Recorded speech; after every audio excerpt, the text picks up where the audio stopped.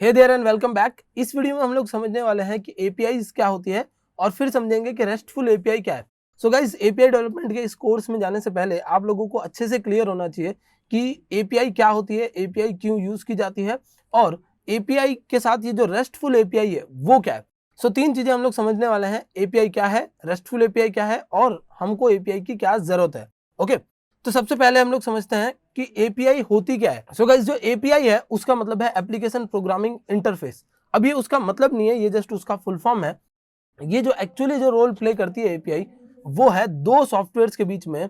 API क्या करती है, आपके दो एप्लीकेशंस के बीच में एक इंटरमीडिएट बनती है। जब दो एप्लीकेशंस को एक दूसरे से बात करनी हो मतलब रिसोर्सेज शेयर करने हो, डेटा एक्सचेंज करना हो, उस टाइम पर ये जो आपकी एपीआई है वो क्या करती है, वो रोल प्ले करती है इंटरमीडिएट का। ओके, तो जैसे सपोज आपका एक कोई एप्लीकेशन है और जैसे ये एप्लीकेशन ए है और ये एप्लीकेशन बी है और दोनों एप्लीकेशन जो है वो एक दूसरे के बीच में कम्युनिकेशन करवाना चाहते हैं, दोनों एक दूसरे के बीच में कम्युनिकेशन करना चाहते हैं। So this is a clients application, this is a server application. ठीक है, तो अब जैसे इस एप्लीकेशन को इससे और इस एप्लीकेशन को इससे अगर कम्युनिकेट करना है, so in that case they will need a intermediate, because ये सर्वर और ये क्लाइंट है। हो सकता है सर्वर किसी अलग टेक्नोलॉजी में हो और क्लाइंट किसी अलग टेक्नोलॉजी में बना हो, तो दोनों सेम एक दूसरे की लैंग्वेजेस तो जानते नहीं है। So in that case API comes in role और वो क्या करती है, इनके बीच में कम्युनिकेशन एस्टेब्लिश करती है। सिर्फ एपीआई का इतना ही रोल नहीं है, एपीआई के अंदर और भी रोल्स हैं, हम लोग अभी बात करेंगे उसके बारे में भी। तो जब भी आप लोग फेसबुक यूज कर रहे हो या इंस्टाग्राम पे मैसेज भेज रहे हो या फिर कहीं आप वेदर चेक कर रहे हो, हर जगह पर आप क्या कर रहे हो, एपीआईज का यूज कर रहे हो। इन शॉर्ट एपीआईज आजकल हर जगह है, हर जगह पर आप एपीआईज यूज करते हो। थोड़ा और इसको अच्छे से समझने के लिए हम लोग कुछ एग्जांपल्स लेते हैं और सबसे पहला एग्जांपल हम लोग लेते हैं एक मूवी का। ओके, सो सपोज आप मूवीज देखना पसंद करते हैं और अब आप मूवी देखना चाहते हैं किसी एक थिएटर में जिसका नाम है XYZ। ठीक है, अब इस थिएटर में जो सीट्स हैं उनकी अवेलेबिलिटी कुछ इस तरीके से है और इनमें से ये दो सीट्स जो है वो 8 और 9, ठीक है, ये सीट्स आपको चाहिए। ओके, ये दोनों सीट्स आपको चाहिए और सिमिलरली उसी टाइम पर आपका नाम है मिस्टर ए और एक मिस्टर बी जो है वो भी इसी सीट के लिए ट्राई कर रहा है। मिस्टर बी भी क्या कर रहा है, इन्हीं सीट्स के लिए ट्राई कर रहा है। ये जो सीट्स वेकेंट है, ठीक है, 9, 8 और 9, D8 और 9, ये बंदा भी इन्हीं के लिए ट्राई कर रहा है। और ये बंदा जो है वो सपोज पेटीएम से ट्राई कर रहा है और ये बंदा जो है वो सपोज बुक माई शो से ट्राई कर रहा है। ठीक है, तो दोनों अलग अलग वेबसाइट से ट्राई कर रहे हैं एक सिंगल रिसोर्स के लिए, एक सिंगल सीट के लिए, या फिर आप कह सकते हैं दो सीट्स के लिए, दोनों के दोनों ट्राई कर रहे हैं। तो जो इंस्टेंटली जो सबसे पहले यहां बुकिंग कर पाएगा उसको ये सीट्स मिल जाएगी, this is very obvious. But at the same time दूसरे वाले को, सपोज पेटीएम वाले बंदे ने बुक कर लिया, तो बुक माई शो वाले को कैसे पता चलेगा कि ये सीट्स जा चुकी है। इनके लिए क्या होता है, ये जो सर्वर्स होते हैं XYZ थिएटर के जो सर्वर्स हैं, उन्होंने, या XYZ थिएटर का जो डेटाबेस है और जो भी उसकी सर्वर साइड टेक्नोलॉजी है, इनकेस इट इज लारावेल, तो लारावेल के थ्रू क्या है, कुछ एपीआईज बनाई गई है। एपीआईज आर यूआरएल्स, ठीक है, कुछ यूआरएल्स बनाई गई है जिनको ये भी यूज करता है पेटीएम और बुक माई शो भी यूज करता है। और जब भी एक टिकट बुक करने के लिए कोई बंदा, जैसे ही बंदा ऐप खोलता है तो उसी टाइम पर क्या होता है, ये एपीआई रिक्वेस्ट जाती है और यहां से रिक्वेस्ट का एक रिस्पॉन्स आता है जिसमें पता चलता है कि अच्छा ये सीट्स जो है वो वेकेंट और ये सारी सीट्स अवेलेबल है या फिर अभी अनरिजर्व्ड है। ठीक है, तो जैसे ही रिस्पॉन्स आता है तब पता चलता है कि अच्छा ये सारी सीट्स जो है वो क्या है, वेकेंट, और ये सारी सीट्स रिजर्व्ड है। तो ये चीज सिमिलरली दोनों के पास जाती है। अब जैसे ही रिक्वेस्ट जाती है बुकिंग के लिए, तो मिस्टर बी ने क्या किया, मिस्टर बी ने अपनी बुकिंग के लिए रिक्वेस्ट डाली, मिस्टर ए ने भी डाली। बट मिली सेकेंड्स के डिफरेंस में जो ये मिस्टर बी वाली सीट्स थी वो पहले बुक हो गई। पेटीएम की सर्विस फास्ट थी बुक माई शो के रिस्पेक्ट में, तो ये जल्दी से बुक हो गई। सो इन दैट केस यहां पर तुरंत क्या हो जाएगा, क्रॉस बना हो जाएगा, बता देगा इसको कि ये सीट्स अब वेकेंट नहीं है, दे आर रिजर्व नाउ। ये काम कैसे हो रहा है, एपीआई से, बिकॉज सिंगल रिसोर्स, सिंगल एक सेंट्रलाइज जगह है डेटाबेस, वहां से ये रिक्वेस्ट एंड रिस्पॉन्स का सारा काम चल रहा है। Okay, so this was the first example. Second example पे चलते हैं हम लोग। और अक्सर आप लोगों ने वेदर्स चेक किए होंगे अपने फोन में ऐप्स खोलकर या ऑनलाइन वेबसाइट्स ओपन करके, या डेस्कटॉप पर साइड में भी वेदर दिखाता रहता है, अक्सर विंडोज में भी। अब जब ये वेदर दिखाता है तब मैं सपोज दो सिटीज का एग्जांपल ले लेता हूं, एक दिल्ली का एंड एक जोधपुर का। ओके, अब सपोज जो बंदा है दिल्ली में बैठे हैं, वो अपने अलग अलग फोन्स यूज करते हैं, जैसे कोई बंदा वेबसाइट यूज करता है, कोई एंड्रॉइड का ऐप यूज करता है, ठीक है, और कोई बंदा जो है वो iOS ऐप यूज करता है, यानी एप्पल यूज कर रहा है। और जो बंदे जोधपुर में बैठे हैं वो सिमिलरली इसी टाइप से वेबसाइट, iOS और ये तीनों चीजों पर चेक कर रहे हैं डेटा, ठीक है, एंड्रॉइड और iOS पर डेटा चेक कर रहे हैं। और अब अगर दिल्ली वाला बंदा जो है वो जोधपुर का वेदर जानना चाहता है, या जोधपुर वाला बंदा दिल्ली का वेदर जानना चाहता है, या पूरी दुनिया में किसी भी सिटी का वेदर जानना चाहता है, तो वो सिंपली क्या करता है, अपने ऐप को ओपन करता है, सिटी का नाम सर्च करता है या पिन कोड वगैरह जो भी है वो सर्च करता है, और उसको वो जो भी पर्टिकुलर डेटा है वो मिल जाता है, ठीक है, यही होता है। अब ये चीज पॉसिबल कैसे है? अगर जो दिल्ली में जो बंदा है, जैसे इसके पास वेबसाइट है, इसके पास ऐप है, इसके पास iOS है, ठीक है, तो ये लोगों ने क्या सभी जगह पर सेंसर्स थोड़ी लगा रखे हैं कि हर बार उनके पास एक्यूरेट लेटेस्ट डेटा आ जाएगा, ऐसा तो पॉसिबल नहीं है, हर जगह पर सेंसर्स लगाना ये पॉसिबल नहीं है। तो होता क्या है, एक सेंट्रलाइज सर्वर सपोज रखा गया है पुणे के अंदर, ओके, एक सेंट्रलाइज सर्वर सपोज पुणे के अंदर रखा गया है, और वहां से ये जो दिल्ली वाला बंदा और ये जो जयपुर वाला जोधपुर वाला बंदा है, इनके पास ये जो डिवाइसेस हैं, मैं किसी स्पेसिफिक सिटी का नाम नहीं लेते हम लोग बात करते हैं डिवाइसेस की। तो ये जो वेबसाइट है, ये जो एंड्रॉइड ऐप और ये जो iOS ऐप है, इन सभी के पास क्या जा रही है, इनकी एपीआईज जा रही है, ओके, इनके पास क्या जा रही है, एपीआईज जा रही है, और एपीआईज क्या कर रही है, वहां से डेटा लेके आ रही है, लेटेस्ट डेटा, हर बार हर सिटी का डेटा, जितनी भी सिटीज हैं इंडिया के अंदर, उन सभी सिटीज का डेटा किसके पास है, इस पुणे में रखे गए सर्वर के पास है। ये सर्वर क्या कर रहा है, इन सभी से एपीआई के थ्रू इस डेटा को शेयर कर रहा है, ओके। अब ये सारे के सारे अपनी रिक्वेस्ट करते हैं, तो सपोज ये जो iOS वाला बंदा है या फिर ये जो iOS का ऐप है, उसके पास एक लिमिट है कि वो 10,000 रिक्वेस्ट पर डे कर सकता है, ठीक है, 10,000 रिक्वेस्ट पर डे कर सकता है। तो क्या होता है कि हर किसी को एक एपीआई की मिलती है, ठीक है, एक यूनिक की मिलती है, मतलब एक ऐसा यूनिक कोड मिलता है जो आपको हर बार एपीआई में रिक्वेस्ट करते टाइम, क्या करते टाइम, रिक्वेस्ट करते टाइम सेंड करना पड़ता है, okay. Each time you are sending a request, आपको क्या करना पड़ेगा, अपना एपीआई की, दिस इज कॉल्ड एपीआई की, ये आपको सेंड करनी पड़ेगी in order to get the response. अगर आपकी एपीआई की सही होती है तो आपको रिस्पॉन्स मिलेगा, वरना आपको रिस्पॉन्स नहीं मिलेगा, ओके। तो ये एक और एग्जांपल हो गया हमारे एपीआई का, जिस तरीके से वेदर की एपीआई है। एक और एग्जांपल ले लेते हैं हम लोग लास्ट, और स्टॉक मार्केट की अगर हम लोग बात करते हैं, तो स्टॉक मार्केट में भी सेम एज इट इज, आप अलग अलग वेबसाइट्स पे जाते हो, अलग अलग एप्स यूज करते हो। सपोज आप एक ऐप यूज कर रहे हो एंजल ब्रोकिंग नाम से, ठीक है, एक आप निफ्टी ट्रेडर नाम से कोई वेबसाइट यूज कर रहे हो, ओके। अब इनके पास क्या है, स्टॉक मार्केट का लेटेस्ट अपडेटेड डेटा रहता है, हमेशा रहता है, ओके।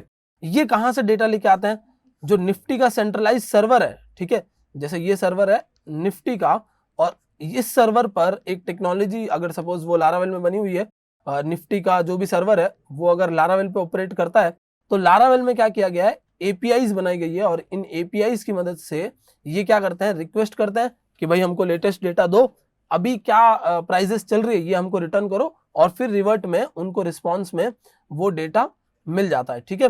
तो ये इस तरीके से एपीआईज अपना रोल प्ले करती है। एपीआईज क्या करती है, आपके रिसोर्सेज को शेयर करने में हेल्प करती है। रिसोर्सेज कुछ भी हो सकते हैं, आपका डेटा हो सकता है आप कुछ ऑनलाइन सर्विसेज प्रोवाइड करते हैं, तो उसके अंदर आपके सिस्टम्स भी हो सकते हैं, जैसे होस्टिंग सर्विस वगैरह प्रोवाइड कर रहे हैं आप अगर, तो वो भी चीजें एपीआईज में इंक्लूडेड हो सकती है। तो इस तरीके से क्या करते हैं हम लोग, एपीआईज को यूज लेते हैं। तो इन तीन एग्जांपल्स की मदद से आपको ये समझ में आ गया होगा कि एपीआईज होती क्या है, और इन तीनों की मदद से ये भी समझ में आ जाएगा कि एपीआईज की नीड क्या है। अगर ये नहीं समझ में आया तो ये भी मैं एक बार समझा देता हूं। सपोज हम लोग बात करते हैं कि यहां पर जो बस बुकिंग्स जो होती है, सपोज आप किसी बस बुकिंग सर्वर पर, या कोई ट्रैवल है, XYZ ट्रैवल एजेंसी है, उसकी बसेस है, उनको आप बुक करते हो, और तीन चार ऐसे प्लेटफॉर्म्स है, जैसे पेटीएम है, ठीक है, रेड बस है, ये सारे क्या है, ऑनलाइन प्लेटफॉर्म्स है जिनसे आप टिकट्स बुक कर सकते हो, GoIbibo है, ठीक है। तो आप इनसे क्या कर सकते हो, टिकट्स बुक कर सकते हो।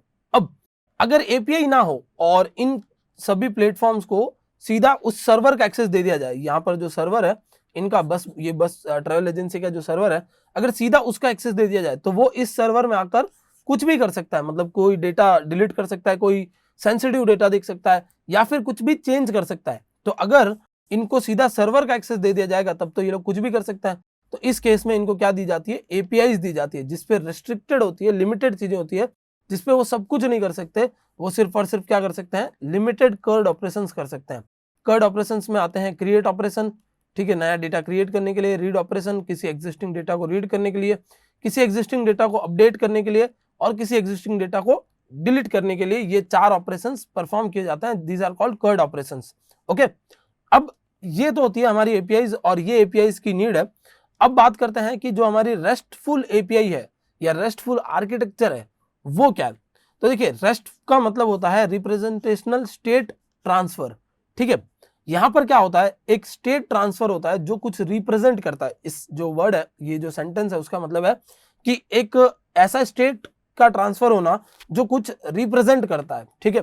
तो ये जो रेस्ट एपीआई है या जो रेस्ट आर्किटेक्चर है वो कुछ स्टैंडर्ड्स पे बेस्ड है, जो एचटीटीपी प्रोटोकॉल्स की मदद से क्या करेगा, एचटीटीपी प्रोटोकॉल्स की मदद से यूजर को कुछ रिसोर्सेस का एक्सेस प्रोवाइड करेगा। तो ये क्या करता है, कुछ रिसोर्सेस को एक्सेस करना और मॉडिफाई करने के लिए रेस्ट एक आपको सपोज एक वे प्रोवाइड कर रहा है, एक रास्ता प्रोवाइड कर रहा है, जिसकी मदद से आप क्या कर सकते हो, कुछ रिसोर्सेस को एक्सेस कर सकते हो और उनको मॉडिफाई कर सकते हो, ठीक है। तो रेस्ट एक ऐसा आर्किटेक्चर है जिसकी मदद से आप रिसोर्सेस को मॉडिफाई या उनको एक्सेस कर सकते हो, ठीक है। अब ये जो रेस्ट एपीआईज होती है, जितनी भी रेस्ट एपीआईज होती है, वो कुछ यूआरएल्स होती है, ठीक है, या कुछ आईडीज होती है। जैसे सपोज अगर मैं WS क्यूब टेक की बात करूं तो WS क्यूब टेक, ठीक है, /API/रजिस्टर, ठीक है। तो यूजर को अगर मुझे मोबाइल फोन से रजिस्टर करवाना है तो मैं क्या करूंगा, एक एपीआई करके अलग से WS क्यूब टेक /API/रजिस्टर, इस तरीके से मैं क्या करने वाला हूं, एक अलग से यूआरएल बनाने वाला हूं, और जो मेन वेबसाइट है उस पर एक अलग यूआरएल होगी, ठीक है। तो उस पर होगी WS क्यूब टेक /रजिस्टर, और एपीआई के लिए API/रजिस्टर, बिकॉज रजिस्टर वाले पेज पे हो सकता है मैं ज्यादा एक्सेस देना चाहूं, बट ये जो एपीआई वाला रजिस्टर वाला यूआरएल है उस पर मैं लिमिटेड एक्सेस देना चाहता हूं, ठीक है। तो कुछ यूनिक यूआरएल्स या यूआरआईस होते हैं जिनकी मदद से आप इन रिसोर्सेज को एक्सेस कर सकते हो। अब जब भी ये डेटा ट्रांसफर होता है तो यहां पर आपने फर्स्ट वर्ड जो पढ़ा, रिप्रेजेंटेशनल स्टेट ट्रांसफर, तो होता क्या है, जब भी आपका डेटा, देखिए जो भी आपका डेटा है वो मे भी किसी भी फॉर्मेट में हो सकता है, ठीक है, वो मे बी एरे हो सकता है, ठीक है, या कोई ऑब्जेक्ट हो सकता है, कोई स्ट्रिंग हो सकती है, कोई नंबर हो सकता है, ठीक है, कोई बुलियन वैल्यू हो सकती है, कुछ भी हो सकता है। तो अब ये जो डेटा है जब ये ट्रांसफर करना है, ठीक है, एपीआई के थ्रू क्या किया जाता है, इस डेटा को ट्रांसफर किया जाता है। तो जब इस डेटा को ट्रांसफर करना है तो उस टाइम पर ये डेटा अपने आप खुद नहीं जाएगा, उसका एक स्टेट जो है वो ट्रांसफर किया जाएगा। सिंपली क्या किया जाएगा, उसके स्टेट को ट्रांसफर किया जाएगा। That's why REST API are use, ठीक है। रेस्ट एपीआई और एपीआई के बीच में कोई कंपैरिजन नहीं हो सकता, बिकॉज एपीआई जो है वो कुछ इस तरीके से आप समझ लीजिए, दिस इज एपीआई, और इसके बीच में ये जो रेस्ट है वो एक छोटा सा पार्ट है इसका।